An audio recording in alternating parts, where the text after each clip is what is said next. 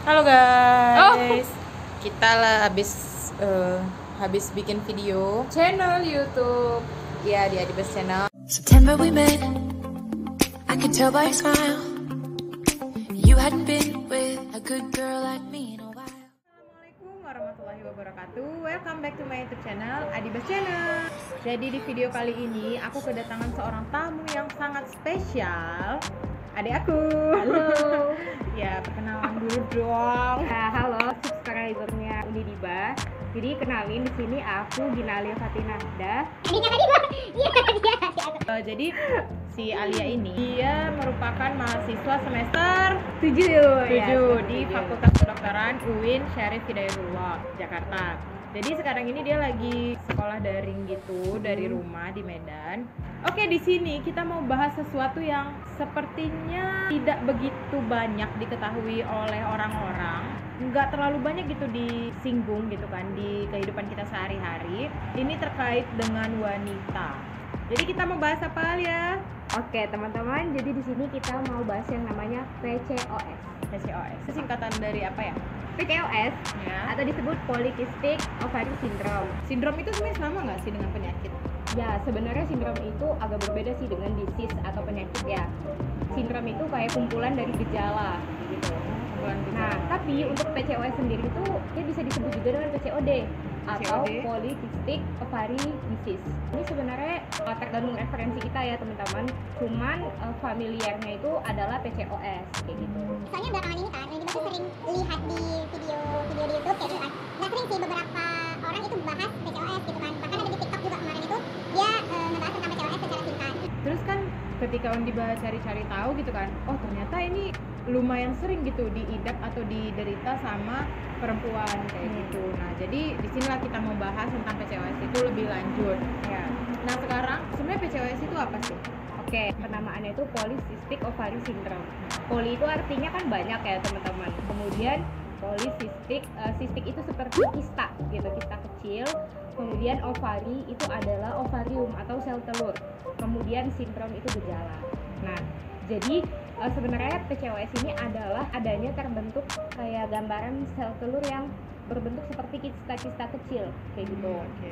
Dimana kalau misalnya kita sederhanakan lagi, ini merupakan penyakit akibat ketidakseimbangan dari hormon. Oke. Bisa dibilang ini penyakit atau sindrom yang disebabkan hormon gitulah Ya, singkatnya. ya singkatnya kayak gitu. Terus faktor-faktor yang biasa menyebabkan sindrom PCOS ini apa?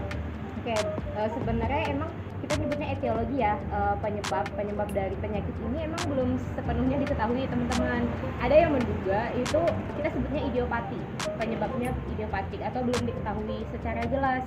Nah, tapi ada juga yang menduga itu faktornya adalah karena dari genetik, adanya mutasi genetik. Berarti kayak bisa gitu. keturunan. Nah, bisa jadi kayak gitu. Terus faktor resikonya lagi adalah yang pertama, wanita yang dia itu berat badannya berlebih. Kita sebutnya obesitas. Ya, benar banget. Terus yang ketiga, yang keempat ya. Ya, keempat, nah, idiopati. Keempat itu adalah dari penyakit gula atau kita sebutnya diabetes mellitus kayak gitu. Oke, jadi tadi udah ada itu 4 faktor yang bisa menyebabkan sindrom PCOS ini. Terus nih ya teman-teman, untuk gejalanya sendiri nih, karena dia ketidakstabilan antara hormon, kita sebutnya hormon LH dan FSH. Ketika hormon LH itu terlalu banyak di dalam tubuh seorang wanita, nanti dia akan menghasilkan banyaknya yang kita sebut dengan hormon androgen kayak gitu. Oke. Nah, seharusnya pada wanita pada umumnya hormon androgen ini akan diubah menjadi hormon estrogen. Estrogen ya, pernah Iya, dengar. pada wanita dengan PCOS, hormon androgen ini berlebihan. Ketika hormon androgen ini berlebihan, Dia nggak bisa diubah. ya otomatis terjadilah gejala. Salah satunya adalah hirsutism. Hirsutism itu adalah tumbuhnya itu rambut yang berlebih. Misalnya pada daerah yang seharusnya tidak ditumbuhi rambut ya pada wanita, di daerah sini nih, kita biasanya punya kumis atau jenggot gitu. Aku banget. Nah, tapi pada PCOS ini ada gejala seperti itu. Itu gejala yang pertama, hirsutism.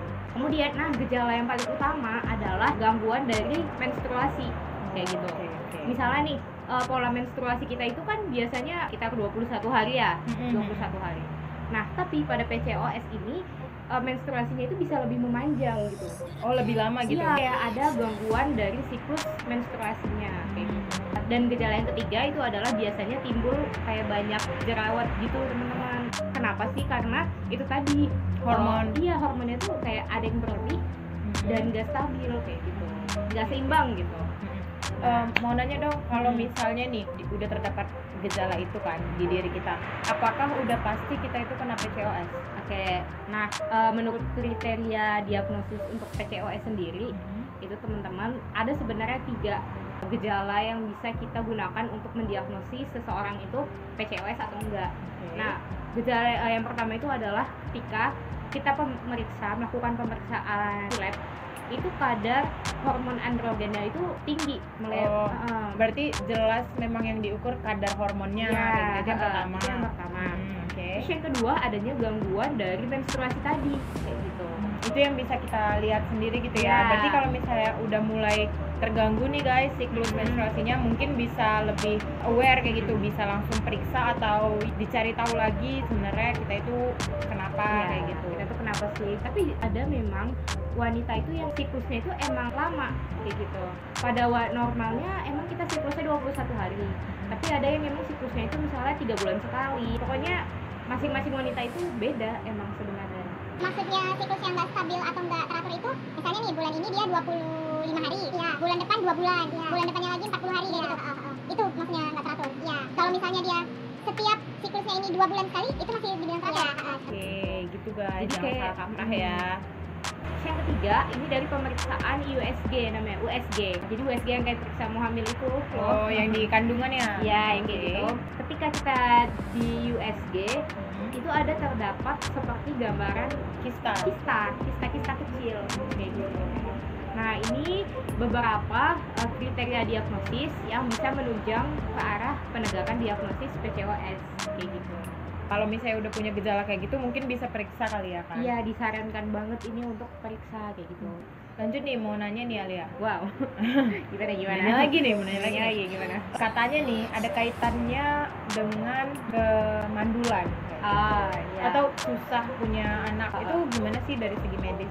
Nah, iya benar banget ya. Kan ini hormon estrogen dan androgen ini nanti ujung-ujungnya akan berfungsi ke arah ovulasi. Ovulasi itu pematangan. Kayak gitu. Nah, ketika terjadi ketidakstabilan hormon terus-menerus, otomatis bisa saja terjadi anovulasi atau tidak terjadinya ovulasi. Ketika sel tersebut tidak matang, ya tidak bisa dibuahi kayak gitu. Nah, ini uniknya teman-teman. Jadi menurut data itu epidemiologi, penyebab dari infertilitas pada wanita itu 22 sampai 28%-nya itu disebabkan oleh PCOS kayak gitu. Cukup tinggi juga ya, maksudnya Ya, kejadiannya lumayan sih. lumayan banyak ya. Berarti kan kita harus lebih aware kali ya dengan PCOS. Soalnya memang belakangan ini ya Ada beberapa teman gitu kan yang ngasih tahu, oh ternyata dia kena PCOS. Terus di beberapa YouTube juga ngobrolin ini. berarti kan ini memang suatu hal yang sebenarnya sering dialami tapi masih belum meluas gitu ya Mas ya. That's why we make this video today kayak gitu. Terus untuk mencegah terjadinya PCOS ini gimana? Sebenarnya tergantung etiologinya tadi ya teman-teman. Kan etiologinya yang pertama atau penyebabnya genetik itu kan ya kita nggak bisa mengubah gen ya. Jadi cara mencegahnya adalah dengan lifestyle kayak gitu, gaya hidup. Kenapa? Karena tadi salah dua dari faktor resiko PCOS adalah satu, wanita dengan berat badan berlebih, dan yang kedua adalah wanita dengan faktor risiko untuk penyakit gula. Oke, jadi diabetes sama obesitas. Ya. Itu dua ya yang paling harus kita cegah dulu nih. Jadi cara mencegahnya itu adalah satu, kita harus Mengontrol. mengontrol pola makan kita agar tidak terlalu berlebihan sehingga tubuh kita ini juga status gizinya normal. Kalau dari resiko nih, lebih tinggi mana? Orang yang punya penyakit diabetes atau orang yang punya riwayat obesitas untuk kena PCOS ini? Kalau itu sih sebenarnya Alia pribadi kurang tahu ya. Maksudnya Mana yang lebih beresiko, apakah dia yang obes atau dia yang diabetes. Nah, cuman yang jelasnya kenapa sih orang dengan obesitas ini rentan terkena PCOS? kenapa? Karena pada obesitas sel lemak yang ada di tubuh dia itu meningkatkan perubahan hormon estrogen. Ini yang nantinya dapat mempengaruhi dari siklus menstruasinya. Oke. Oke. Terus yang kedua, kalau misalnya untuk diabetes mellitus Iya. atau penyakit gula itu sendiri, dia akan meningkatkan yang namanya resistensi dari insulin. Resistensi itu gimana nih? Coba dijelasin. Resistensi insulin. Jadi resistensi insulin itu kayak gembok sama kunci kayak gitu. Oke. Dimana kunci dan gembok ini nggak saling match gitu. Ya. Ketika nggak match, otomatis insulin itu kayak apa ya teman-teman? Zat yang dibutuhkan tubuh kita untuk apa namanya? Energi. Insulin itu sesuatu yang dibutuhkan tubuh kita untuk mengubah gula menjadi energi. Jadi kayak seperti gembok dan kunci gitu. Ketika sensitivitas gembok dan kuncinya ini berkurang, itu akan menyebabkan gula itu sulit masuk ke dalam sel tubuh kita. Nah, kalau misalnya gula itu sulit masuk ke dalam sel tubuh kita, otomatis sel tubuh kita itu tidak bisa menghasilkan energi kayak gitu. Mekanisme kenapa terjadinya PCOS itu adalah diduga dari resistensi insulin. Jadi nanti mungkin kalau misalnya kalian kurang paham bisa coba cari lebih dalam ya di Google, banyak ya guys. Itu kan kalau pencegahan ya, berarti kayak sebelum terjadi gitu. Nah, kalau kita sebelum zalik ya, kalau udah ada orang nih yang dia mengidap sindrom PCOS ini, apa nih yang harus dia lakukan pertama kali? Kayak penanganannya kayak gitu. Pertama kali yang harus dilakukan adalah sabar ya. Iya benar. Itu Sabar. penting, itu penting. Sabar dan terima gitu. Karena ketika kita menerima apa yang terjadi di dalam Diri kita itu akan menyebabkan kita tuh lebih relax dan lebih enggak nanti khawatir panik gitu ya. Kalau misalnya terlalu berlebihan, khawatir dan paniknya Malah jadi stres. Stres, depresi, masalah baru lagi dong. Iya benar. Nah, terus yang kedua adalah sebenarnya teman-teman itu bisa mengubah gaya hidup kayak gitu. Oh, setelah terkena pun sebenarnya gaya hidup ini bisa mengurangi PCOS ini. Karena dia sindrom tadi ya, kumpulan gejala-gejala, jadi bisa dikurangi gitu ya. Iya, kayak gitu. Seperti yang teman-teman tahu ya, itu dengan pola makan. Misalnya makannya itu lebih teratur dan dijaga gitu, jangan terlalu makan yang banyak manis-manisnya kayak gitu. Terus yang kedua adalah dengan olahraga. Ini penting banget guys. Sepedaan, jogging ya, banyak lah. Menurut penelitian, ketika kita berolahraga itu akan meningkatkan denyut jantung kita. Di mana peningkatan denyut jantung ini akan berpengaruh kepada penurunan resistensi insulin. Oh, di sini Kayak ya gitu. pengaruhnya itu di olahraga. Oke. Nah, terus nih teman-teman, kalau misalnya emang udah terdiagnosa kayak gitu, kita bisa sebenarnya melakukan pengobatan Medis. obat-obatan Ya, farmakologi ya. Iya, pengobatannya tergantung gejala dari yang teman-teman alami. Berarti ini penyakit yang kayak subjektif juga ya? Iya. Dia enggak, kalau misalnya penyakit jantung kan kita tahu nih, misalnya obatnya itu ini, ini. Kalau misalnya PCOS itu tergantung ke personnya lagi gitu ya? Iya. Sebenarnya semua obatan itu ya ke person kayak gitu. Nggak bisa nih misalnya di saya itu Sama obat kayak A Unidiba. sama dengan obat di Unidiba, obat A kayak gitu. Bisa aja obat A di Unidiba itu alergi Unidiba, jadi nggak bisa bereaksi gitu. Ya, sedikit lurusin ya, jadi sebenarnya emang misalnya nih sakit jantung obatnya A itu udah kayak protokolnya gitu. Oke ya, tapi bisa jadi nih si pasien A itu ada kondisi lain di mana obat A ini tidak bisa karena bisa mempengaruhi kesehatannya di bagian lain. Ya. Kita lanjut lagi ke PCOS. Ke PCOS untuk treatment farmakologinya sendiri atau pengobatannya sendiri itu kan tadi gejalanya ada Tumbuh rambut gitu ya, tumbuh rambut berlebih, kemudian ada siklus menstruasi yang nggak teratur dan adanya jerawat yang berlebih. pengobatannya itu tergantung kayak gitu. Misalnya bisa dengan pemberian yang namanya kontrasepsi oral. Untuk pengobatannya sendiri ya kita nggak bisa asal-asal gitu, mending ya udah periksa ke dokter, kemudian dokter yang memberikan gitu. Gini, kalau misalnya kita nggak ada gejala apa-apa, tapi kita pingin tahu gitu, kita sebenarnya ada PCOS atau nggak, itu boleh nggak? Atau kita tuh harus kemana kayak gitu kalau mau tahu? Sebenarnya sih sah-sah aja ya, kita khawatir terus kita mau cek dini gitu ya, cek dini. Sebenarnya teman-teman bisa ke fasilitas kesehatan terdekat teman-teman sendiri. Ya puskesmas bisa ke puskesmas, kemudian ke rumah sakit. Yang penting di rumah sakit atau puskesmas tersebut ada setidaknya alat USG. Berarti paling tepat tuh sebenarnya ke dokter kandungan ya? Iya. Iya kan, ke dokter kandungan ya? Jadi guys, nggak apa-apa loh kalau misalnya kita belum menikah, ya nggak ada apa-apa gitu. Terus kita pingin ke dokter kandungan, ya bisa jadi itu cuma memeriksa apakah kita mempunyai resiko PCOS atau enggak, atau memeriksa terkait dengan kewanitaan kita kayak gitu. Jadi jangan takut guys. Maksudnya jangan jadi hal yang tabu gitu. Gara-gara kita malu, terus gara-gara kita kayak takut nanti diomongin orang apa atau segala macam, kita jadi mengabaikan kesehatan kita kayak gitu. Padahal kita perlu tahu nih tentang ini. Sebenarnya di umur berapa sih kita bisa kena PCOS ini? Oke, jadi kalau misalnya untuk usia sendiri, usia pubertas hingga sebelum menopause gitu. Tapi emang untuk prevalensinya itu lebih banyak di usia belasan tahun sampai 20-an tahun. Semakin berumur semakin menurun resikonya.